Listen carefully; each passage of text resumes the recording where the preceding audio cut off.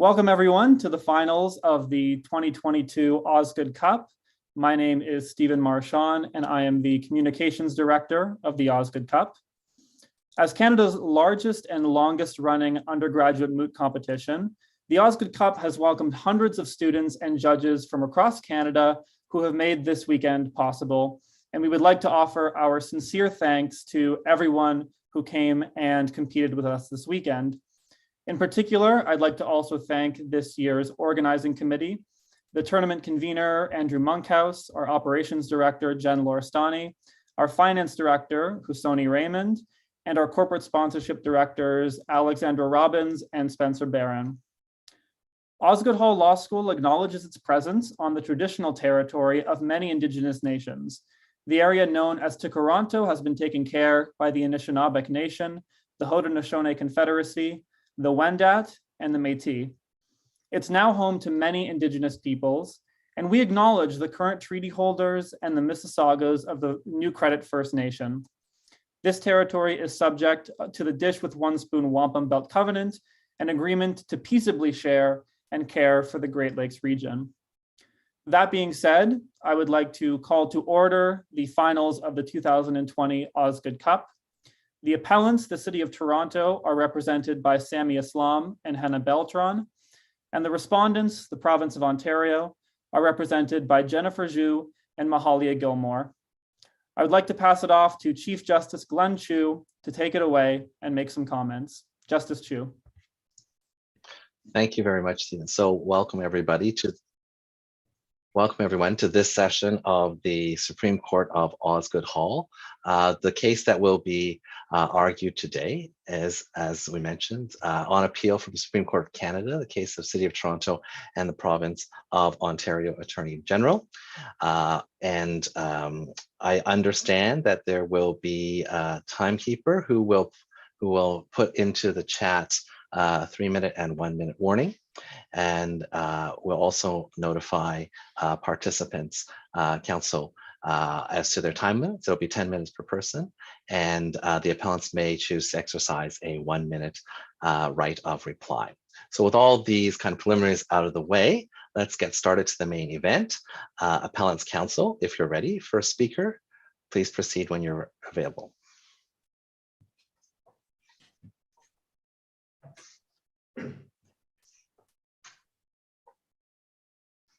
Good afternoon, justices. My name is Beltran, first initial H, pronouns she, her, and hers, and my co-counsel's name is Islam, first initial S.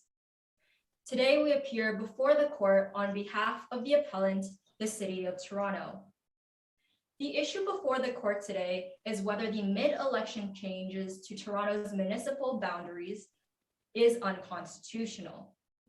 We ask that your honors allow the appeal, overturn the Supreme Court's decision, and find that the Better Local Government Act, hereafter referred to as the Act, is unconstitutional. The appellant makes 4 submissions today. First, that the buyer framework cannot be applied to the case at bar. Second, that the Act passes the more suitable test outlined in Irwin Toy, indicating a Section 2B breach of the Charter. Third, that the Act cannot be saved under Section 1 of the Charter. And fourth, unwritten constitutional principles can be used to invalidate legislation. I will contend with the first 2 appellant submissions, while my co-counsel will conclude with the latter 2. To begin, the majority at the Supreme Court applied the buyer test, but they erred in doing so for 2 main reasons. First, the appellants do not make a positive rights claim. As recognized by both the majority and the dissent in the lower court, Section 2B of the Charter has both positive and negative dimensions, but here the appellant submits on a negative rights claim. The buyer test is designed to address under-inclusive statutory regimes, which requires positive government action. However, this differs from the case of bar, where the appellant is not seeking inclusion into an inaccessible regime. Counsel, if we are to agree, I assume to agree with your friend's submission that buyer test is actually the correct test. Are you going to concede that there is no infringement? Although the appellant would like to reiterate that the Irwin toy test is the most appropriate framework to be applied, should your honors find that the buyer test be more compelling, the appellant submits that there is still a section 2B breach, and that contends with the second step of the buyer test. But to return our attention back to the deficiencies of buyer and why it cannot be applied, the buyer framework sets. Actually, sorry, counsel, if I could interrupt. I'm more interested in what your submissions are on the Bayer test. So if this court were to find that the majority is correct to choose Bayer, I understand your submission to be that nonetheless there is an infringement. So can you explain to us how we would reach that conclusion? Yes, Justice. So the appellant recognizes that the most contention probably falls on step 2 of the buyer framework, which asks, has the claimant demonstrated that the lack of access to a particular statutory regime showed substantial interference upon the section 2B rights of the appellants? And the answer to this step is yes. Substantial interference, as defined by the case of Ontario Public Security and Services, and Ontario established that it requires preclusion of any meaningful expression in an election context. And the appellant submits that the far-reaching implications of a drastic mid-election change to the expression platform, that being the municipal election, is far-reaching here. Counsel, can you give me some examples of the preclusion here?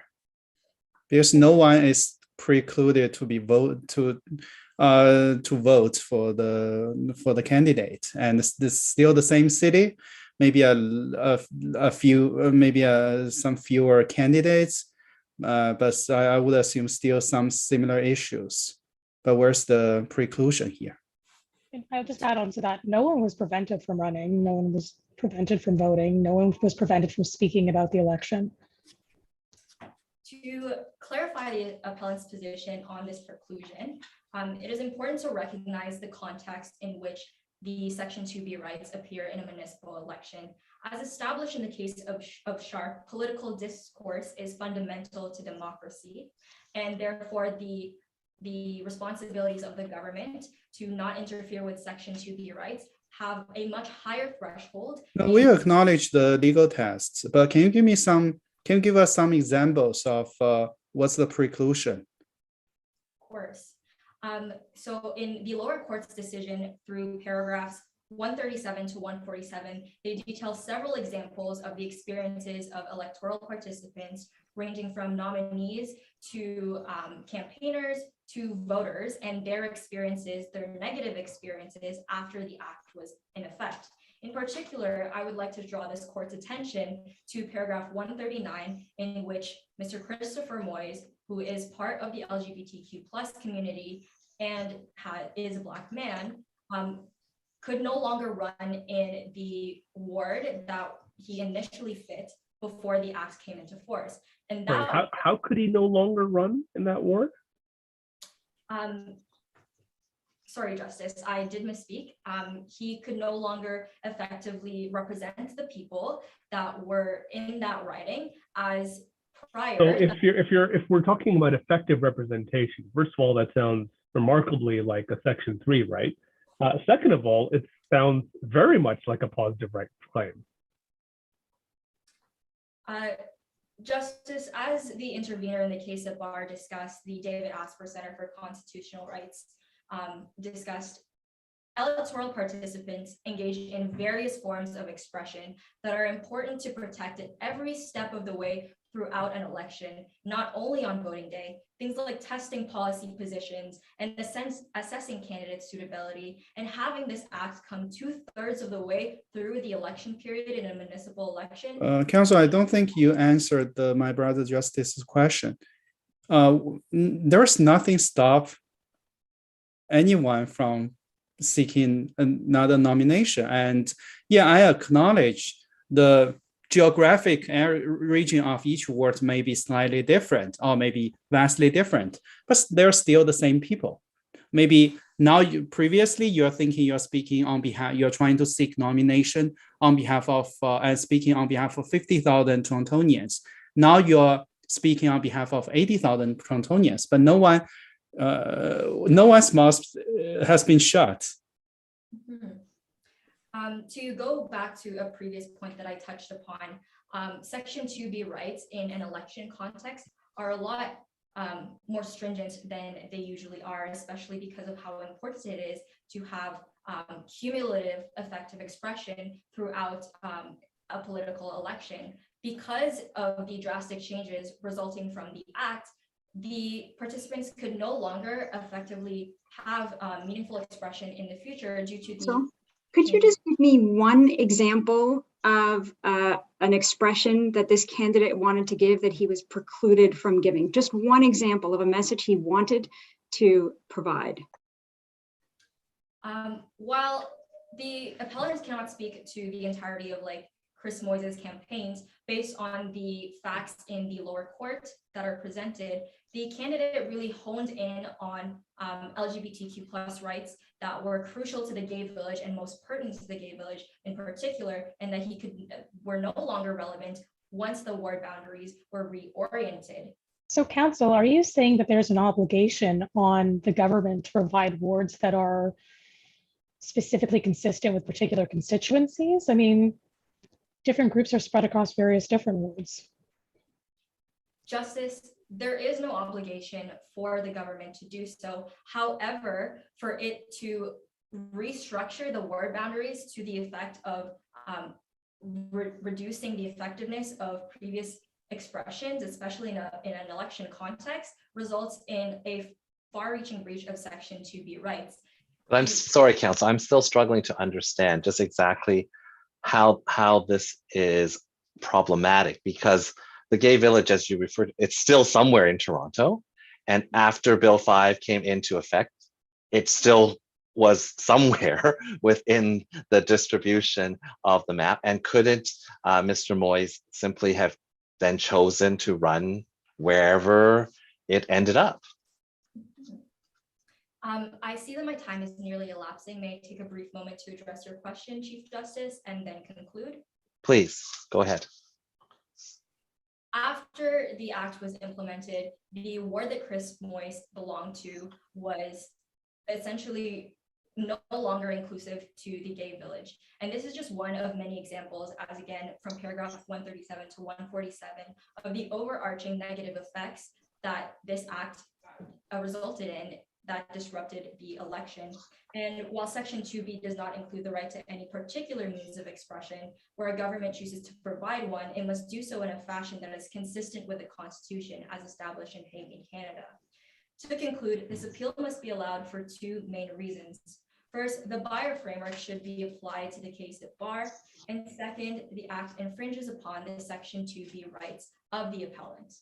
By allowing our appeal and finding that the act is unconstitutional, this court would uphold freedom of expression rights that are crucial in a democratic election context.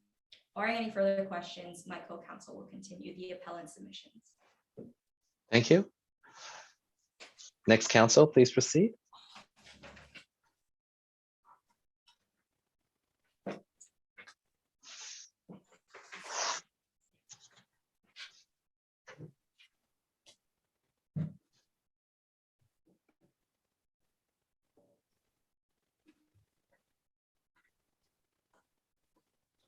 Thank you, Justices. May I proceed? Please go ahead. Good afternoon, Justices. As introduced by my co-counsel, my name is Islam, first initial S, and I will be presenting the balance of the appellant submissions today. My pronouns are he and him. My co-counsel has submitted that the Irwin-Toy test is the correct test to be applied in the case of that bar, and that it proves that there was a breach of Section 2B charter rights. Whether this court agrees that Irwin-Toy is correct or not, my co-counsel has also established that a breach occurred whether under Irwin-Toy or Buyer. As is the case with any charter violation, an evaluation under Section 1 of the charter is necessary. This will be the appellant's first submission. The first step of the Oakes test asks whether or not there was a pressing and substantial reason for the government to enact the legislation in question. In the case at bar, the appellant submits that the answer to this question is a resounding no. The Ontario government had just come into power in June of 2018, and they had a full 4-year term to decide to meet their stated policy objective, which was saving taxpayers' money. But counsel, is it not my understanding that this was either a campaign promise or in any effect something that the incoming premier said he was going to do? And so wouldn't it stand to reason that with this municipal election coming up, it would be the perfect time to implement these changes? And whilst the timing of in the middle of the campaign period might seem at best questionable, at the end of the day, it's within the government's power to do so. No. So what is it about the timing that is so egregious that we should think otherwise beyond allowing the province to exercise that power? Justice, the appellant does indeed agree that the province does ultimately reserve the right to make decisions on its municipalities. However, in this instance, it seems appropriate to read in or infuse the constitutional principle of democracy. The appellant would like to note that this is separate from our final submission, which is about the independence of unwritten principles. In this case, the appellant suggests simply using it to inform how Section 1 should be interpreted. And in this case, it becomes clear then that understanding Section 1 while using the principle of democracy makes it so that the pressing and substantial reason does not meet that threshold. It is not so important. So would that actually be what democracy actually means? The entire province, by their votes, elect a majority government, and the majority government is going to carry through their mandates. And also, I want you to address this this context that if the provincial government did not do that in 2018, the next election will be, I think, somewhere this year in October or November of this year. That will be after the mandate of the current provincial government. Let's say, because no one can predict what will be the result of the election in the summer. Justice, may I ask you to repeat the first part of your question? I was just speaking, sorry. I was trying to memorize my first part of the question. No, I think my major concern here is you're talking about it's too fast. You want it, but that's the only time the current provincial government can do the thing. And the other thing I want to point out is the effect of the purpose of the legislature. The legislature is some budget savings and also enhance the efficiency. Why the provincial government they should wait for another 4 years to pursue their target when there is an upcoming election that is still over 2 months from the day the legislation is enacted. That's actually longer than most the campaign periods in provincial and federal elections. Justice, as the court below us in the Supreme Court of Canada has repeatedly mentioned, provinces do ultimately reserve the right to make decisions on their municipalities. And the appellant would disagree with the claim that the 2018 election was the only one that could have taken place within the province's mandate. Indeed, if the province had chosen to do so, they would have been able to set a separate election date. And while this may have indeed been redundant, this would be still respectful towards the principle of democracy, which is what the respondent submits.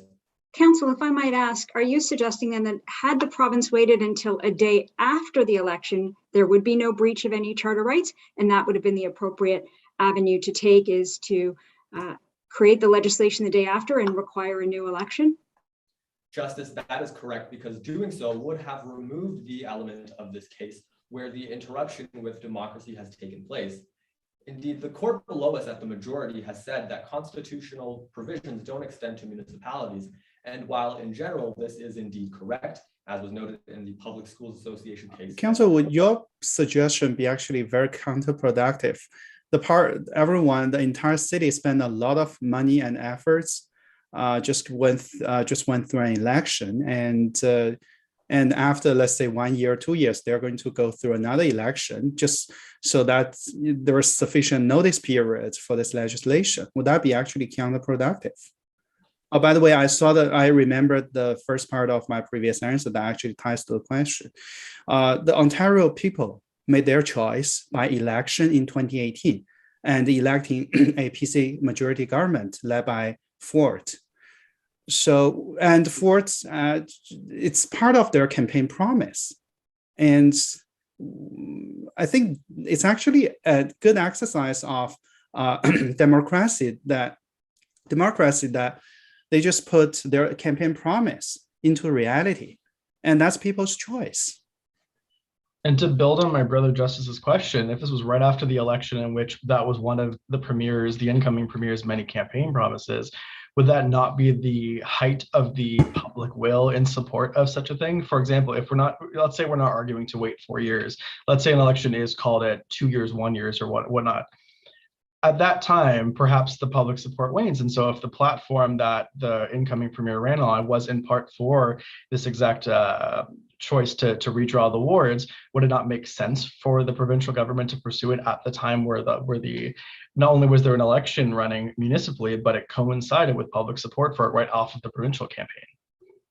Justice, the majority at the court below us to address the question on the province's decision and respecting democracy by virtue of implementing the provincial mandate, the majority of the court below has acknowledged that constitutional principles do not extend to municipalities. However, it is the case that provincial responsibilities have been delegated to municipalities, and as such, municipal elections become the arena of deliberation and political engagement for certain policy issues, including topics such as public health or education, and as such, it must be respected through the principle of democracy.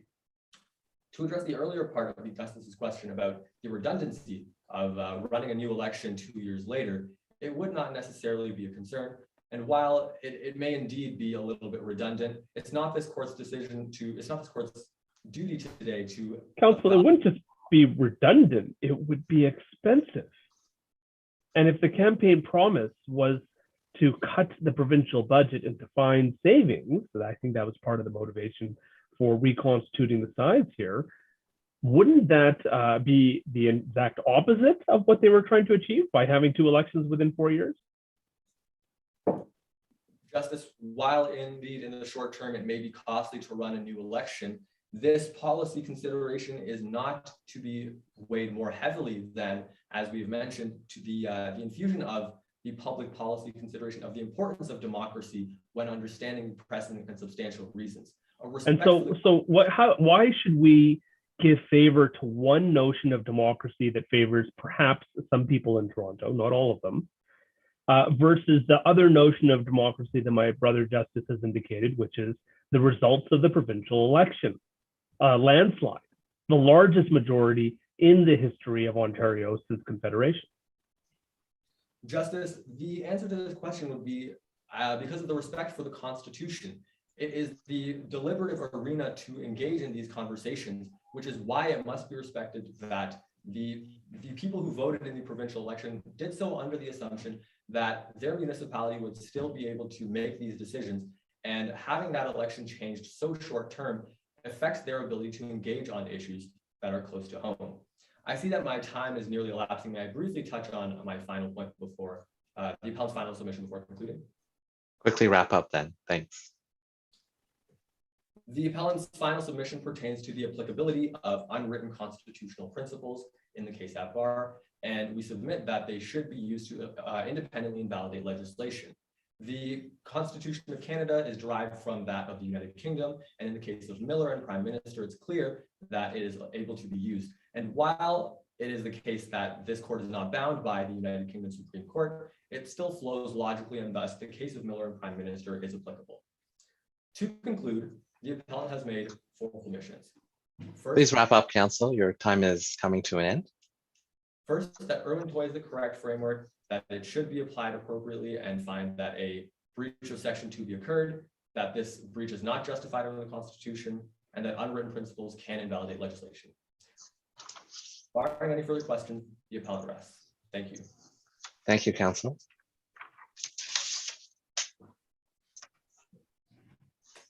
Okay, respondents, counsel.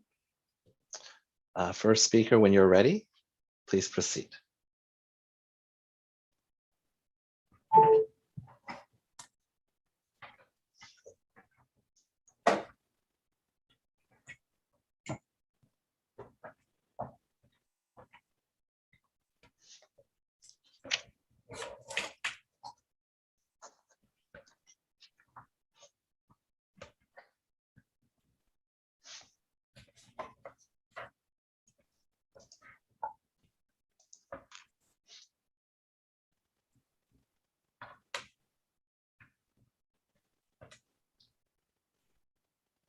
Good afternoon, Justices. My name is Jennifer Zhu, with my co-counsel, Mahalia Gilmore, on behalf of the respondent, the Attorney General of Ontario in the case at bar.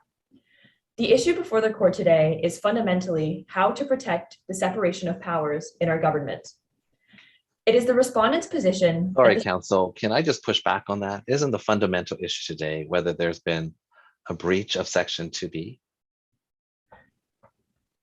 Justice, it is our position that we will cover the breach of Section 2B, but it is our position that fundamentally the remedy of whether the courts ought to present the appellants with what they have requested boils down to the role of the courts and the role of the legislature in our government.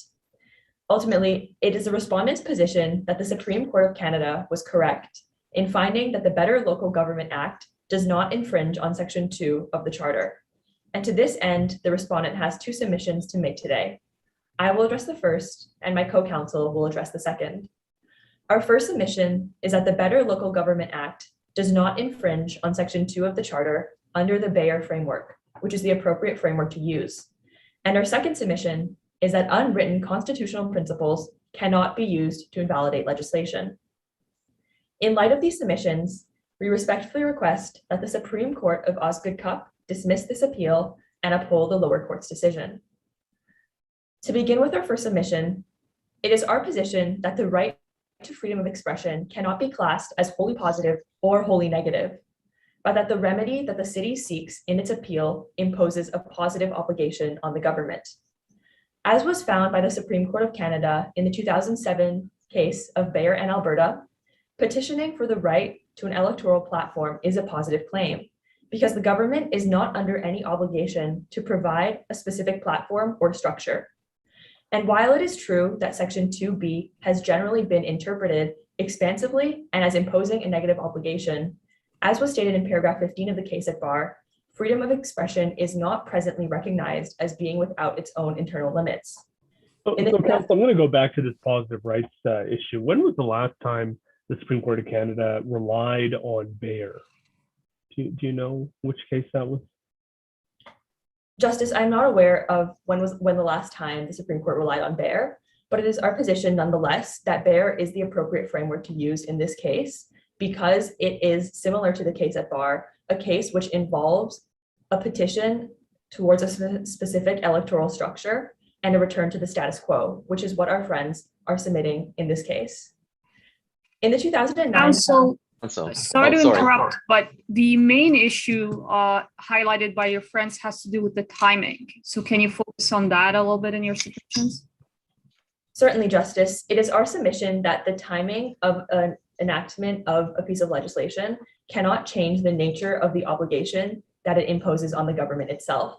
And as was stated in paragraph 32 of the case at bar, while our friends' claims is couched in the language of non-interference, the city ultimately does not seek protection of electoral participants' expression from restrictions that are tied to content or meaning, but rather it seeks a particular platform by which to channel and around which to structure that expression. And under Section 2B, specific platforms or structures are not guaranteed. Sorry, counsel, can I just talk a little bit about this platform analogy that you're talking about? Bayer, as I understand it, is about a group of people who wanted to be allowed to run in a future election. This case is about a group of people who were running in an existing election.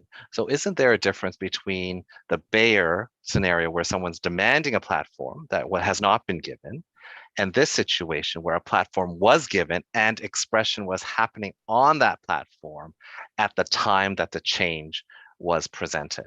Isn't there a difference there? No, Justice, respectfully. In paragraph 36 of Bayer, it is explicitly found that the fact that they had access to the platform prior to the amendments cannot convert their claim into a negative one. And indeed, to prove constitutional infringement, what our friends would have to do is demonstrate that the enactment of the Better Local Government Act has effectively precluded freedom of expression to an extent that the ability of the electoral candidates to express themselves is radically frustrated. And it is our submission that our friends have not met this high bar required to prove this effective preclusion. Counsel, what do we measure? Oh, no, please. Council, isn't it shown by people dropping out? Isn't that a level of frustration or them being blocked? Isn't that a major problem? How do you deal with that some of these candidates couldn't continue? And just to build on that, what do we mean by radical frustration? What are you attributing to that? Because that does seem like a very broad term. Yes, Justice. To answer Justice Monkhouse's question, it is our submission that people dropping out on its own cannot constitute an infringement of the charter, especially because everyone who dropped out in the municipal election before voting day did so of their own accord and not as an explicit prohibition enacted in the Better Local Government Act itself. And indeed, in the case at bar, in the introduction, it is stated that many of the challengers who continued to campaign ultimately had successful campaigns. And this would not have been possible had their Section 2B rights been so radically frustrated so as to effectively preclude meaningful commentary. Now, and counsel, I'm sorry, the threshold that you're claiming here seems to be extremely high to say that they almost have to be forced out by the government. If they've dropped out, then that's okay. But I mean, I couldn't imagine a point where the government would literally force people out. So isn't this kind of like saying Section 2B no longer applies to anything when it comes to election?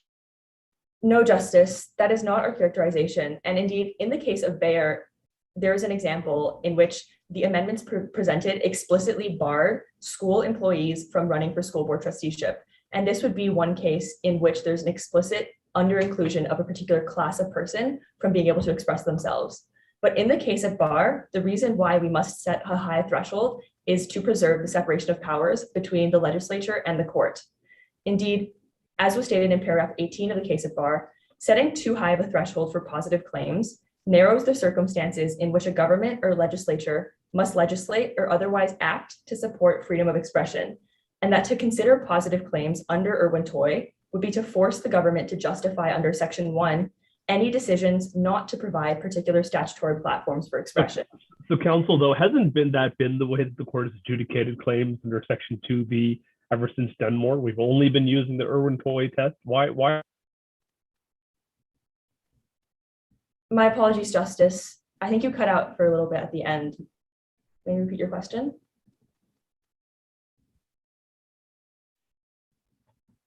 Oh. There may be some connectivity issues. Okay. Okay. Well, why don't you keep going, counsel, and we'll see if we can get Justice. Oh, Justice Howard, are you back? We had some, nope. Okay. I guess there's some issue with the audio. Okay, so let's just keep going until he comes back. Certainly, Justice. And no, and while it is true that the courts have historically been using Irwin-Toy, the distinction is that they use Irwin-Toy for negative claims, and that the one being made in the case at bar is a positive one. And that to adjudicate a positive claim under such a low threshold as Irwin-Toy would be essentially to force the government to would force the provincial government to have to pass their legislation through a check of the court before it can be enacted. And that this simply infringes upon the separation of powers that forms the backbone of our country's constitution. But how I don't understand. How does that infringe on the separation of powers? This is not as I understand, this is not a case about the province not having the legislative capacity in this area.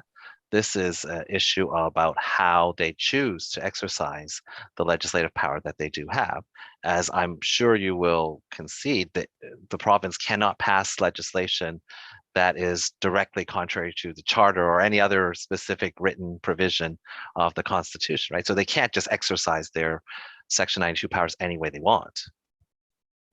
Yes, Justice. And it is our position that the reason why to strike down the Better Local Government Act would be an infringement on separation of powers is because ultimately, and I see my time is nearly elapsed, if I may have a brief moment to answer your question and conclude. Sure, go ahead. That to strike down the Better Local Government Act when there has been no infringement of the Constitution would essentially be to supplant the authority of the province and infringe upon their ability to impose legislation that they see fit. And the fact of the matter remains that provinces have ultimate authorities over municipalities under the Constitution, and that to contradict this or even to essentially constitutionalize a freeze on legislation during elections would be a drastic overstep of the court's authority because it would directly cause them to violate the ability of the legislature to legislate. Barring any further questions, this concludes the first submission on behalf of the respondent. My co-counsel will now submit on unwritten constitutional principles. Thank you very much. Thank you. Counsel, whenever you're ready.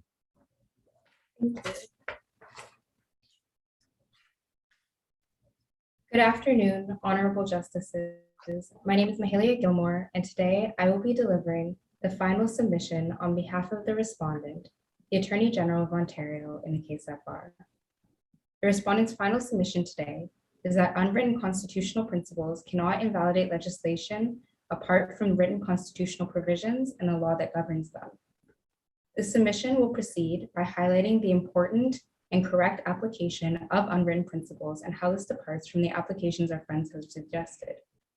We will then turn to the negative policy implications of such an application.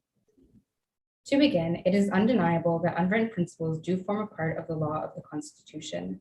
They importantly provide context and backdrop for the written provisions. Unwritten principles do indeed have legal force. However, this legal force was outlined by the majority and holds that they may only assist the court in two ways. Firstly, they may be used in the interpretation of written constitutional provisions, and when applied to the Charter, they may inform larger objects. And secondly, they can be used to develop doctrines unstated in the written Constitution, but that are flowing by implication from its architecture. Sorry, counsel, if I could just interrupt you there. You seem to concede that unwritten constitutional principles do form part of Canada's Constitution, and you are suggesting your position on how they should be used. But why can't they be used if they do form part of the Constitution? Why can they not be used to strike down legislation? Why do they have to be used in the ways you suggest and not others? Yes, Justice. Unwritten principles can be used to strike down legislation, but they must be supported by the written text. It is our position that this application, as our friends have suggested, of invalidating legislation unsupported by the written text would have a variety of negative policy implications, specifically for our separation of powers, apologies, and for our practice of judicial review. Additionally, justices, the application of unwritten principles that our friends have suggested departs from our binding jurisprudence. And sorry, just to go back, what are those? The implications to separation of powers, for example? Yes, Justice. So protection from legislation lies not in the ambiguous unwritten principles of our Constitution, but in the text. The nebulous nature of unwritten principles means that they can be interpreted in a way that undermines the delimitation of rights protected by our constitutional framers. In fact, the court in the case of Imperial Tobacco specifically warned that the judiciary's role is not to decide cases with a view simply to what the judiciary, apart from the law, deems pertinent, nor is it to second guess the law reform undertaken by legislators. Counsel, doesn't it seem a bit backwards, though? It's not the idea that the written text is meant to inform the underlying principles. Is it not correct that the written text has sprung up from the unwritten principles that have been the bedrock of the Constitution since it was enacted? Yes, Justice, if I'm understanding your question correctly, principles do form the bedrock, so to speak, or the background of the Constitution, and they are very important as a result. However, this does not allow them to be applied in a way apart from the text of the Constitution. Counsel, isn't it part of the text of the Constitution? I mean, we've got Section 3, we've got Section 2. How is this not a bedrock principle of our rights as Canadians? Justice, Section 2 does indeed protect democracy. However, it is our position that there are legal tests in place to protect this democracy, such as the Bear test. We are the ones who put those tests in place. So, from a principled basis, why should we not accept that democracy is a fundamental principle and that it requires us to regard municipalities as analogous to provincial and federal governments under Section 3? Yes, Justice. Municipalities it in our position cannot be read into Section 3 because it was a deliberate omission on the part of the constitutional framers. And as such, Counsel, I'm sorry, but when we say it was a deliberate omission, that's only the lower court has deemed it a deliberate omission. It's an interpretation. And so here we can make a different interpretation. And in here, I would say that we also left out the judiciary or the lower courts from the judiciary, and then we read them into the charter. So what's stopping us today from reading this in just as we read it in say, the RE judicial reference? Yes, Justice, it is not, there's no textual basis for an underlying constitutional principle that would confer constitutional status on municipalities. Though we acknowledge that they are important, the unwritten democratic principle of democracy applied to require all elections to conform to the requirements of Section 3, and not just to elections of the House of Commons and provincial legislators, then the text of Section 3 would be rendered substantially irrelevant and redundant. If the courts— Sorry, why is that? Why would it be rendered redundant if that were the case? Justices, because the rights protected under Section 3, apologies, Justices, because the rights protected under Section 3 do, in our position, sufficiently protect municipalities. However, the rights that our friends are claiming have been infringed upon in this case, in our position, apologies, Justice, cannot be read into Section 3, because this would effectively make the use of Section 3's protection redundant. We don't need the unwritten principle of democracy to provide this protection, and for the courts to apply it in such a way would err on the side of judicial governance. Additionally, as noted in the 1998 Supreme Court of Canada decision of the secession reference of Quebec, it was noted that written provisions in the text of the Constitution allow for and promote predictability and certainty in the practice of judicial review, that ambiguous and general nature of unwritten principles. I may interrupt. I just want to make sure I understand your position. Is your position that at any time the provincial government could have changed the rules? I just want to make sure I understand that. 1 day before, 5 days before, at any time the provincial government could have done that? Justice, if I'm understanding your question correctly, in order to not violate the principle of democracy, the province's enactment of the act at this time has not violated the principle of democracy. And if they were to enact it, at a different point in time, additionally, it would not. And further, Justice. So just to be clear, so even 1 day before the election, had they changed the wards, that would have been okay too? Justice, we can't speak to whether changing the wards 1 day before the election would necessarily violate the unwritten principle of democracy. However, it is our position that enacting the Better Local Government Act when the province did not violate the unwritten principle of democracy. Well, Council, it does seem to be that there's an issue of timing here, right? And that does seem to be up to debate with the panel here. Your co-counsel has sort of framed this as a danger of freezing legislation during an election period, but respectfully, I don't think that's actually what the bench is sort of getting at. I just think we're trying to figure out, and I appreciate we're not necessarily asking you to nail down a specific time frame, but where does the level of reasonability end? If it is 1 day, if it is 2 weeks, if it is 69 days, I think we're just trying to get a sense of where does the limitation on the province's power end? Because if they can change it at any time, is that not counterintuitive to the principle of democracy that you're advocating for? With respect, no, Justice. It is our position that as a province does have legislative authority, they can enact the Better Local Government Act at any time, as long as it is constitutionally compliant. And in our position, it was. Justices, I see my— Sorry, just put another way, if I can ask you this right before the end. I mean, put another way, would you agree with me that insofar as the province could choose at any time to destroy the municipality of Toronto and break it up or otherwise change it, that the timing of them making any change relating to the municipality, including the election, that timing doesn't matter from a constitutional point of view. Would you agree with me on that? Justice, I see that my time has lapsed. May I request an indulgence to answer and conclude? Please go ahead and answer and then quickly conclude. Thank you.